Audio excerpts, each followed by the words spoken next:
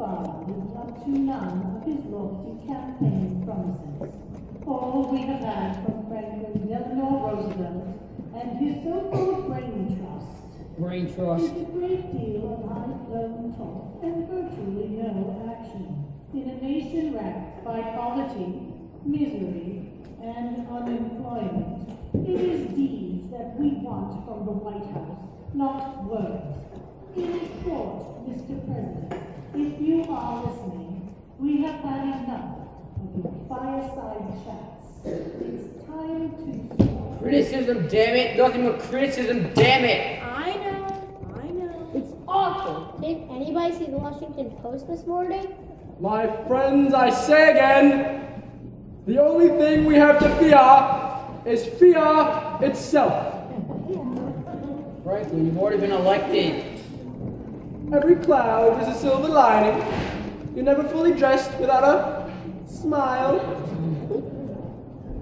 All for Warbucks and friend Franklin. Ah, thank you, Louis. Show them in. Oliver. Ah, Oliver. Good of you to have come. It's good to be here, Mr. President. This is a good friend of mine, Annie. She so wanted to meet you. I just had to bring her along just to say hello. Ah, the little girl who sang so beautifully on the radio last night. Thank you, Mr. President. How do you do? Good. You sound even lovelier in person. Thank you, Mr. President. So, shall we begin? Yes, Annie, you can wait outside. No, Oliver, let Annie stay. Having a child on hand will keep all of us on our best behavior. Thank you, Mr. President. Annie.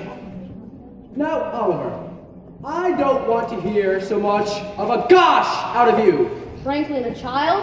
Now, Mr. Oliver, since you represent the happy few Americans who have any money left, I'd like to hear your opinions on the matter. Well, in the words of Calvin Coolidge, the business of this country is business. And for the sake of yourself, Wall Street, America, and me, Mr. President, you have got to get my factories back open and our workers back to work. According to my latest figures, there are now 15 million Americans out of work and nearly 50 million with no visible means of support. Mr. President, unemployment is not our worst problem. Dispatches from Germany are becoming more and more disturbing each day. There could be war. Germany, hell. People are starving in this country. Harold, I know that, but in the long run, we're not... For people who are starving, there is no long run. The trouble is, it's all happening at once. The stock market crash has taken another nosedive. Sit-down strikes, riots. Floods, dust storms. And the FBI still hasn't caught Al Capone. Well, at least we're in agreement on one thing. The situation is hopeless and getting worse. Henry, I'd like to see those figures. Yes, Oliver. If someone come out tomorrow, bet your bottom dollar that tomorrow there'll be... Quiet world. Harold! What did you say, little Annie? It's okay. It's still a free country.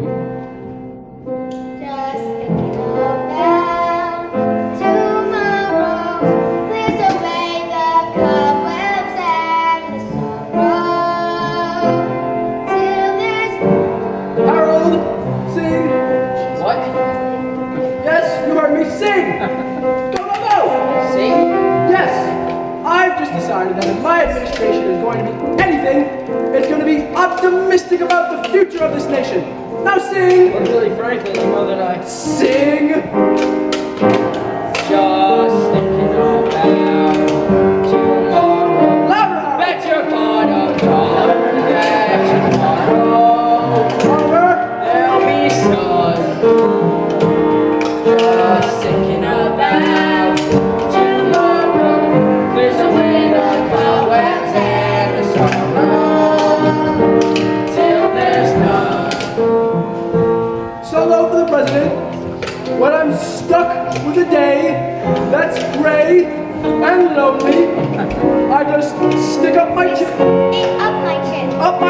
and grin and say, harmony, everyone Republicans too, let's go. Just thinking about tomorrow, you're gonna hang on till tomorrow. For one day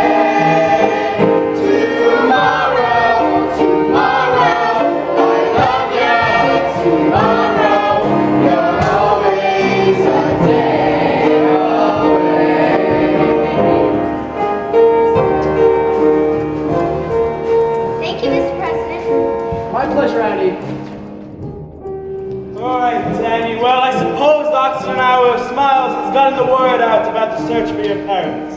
Mr. President, if you don't mind, you must return at once. Yes, Oliver, go. I'm sure you're needed. Thank you, Mr. President. Bye, Annie.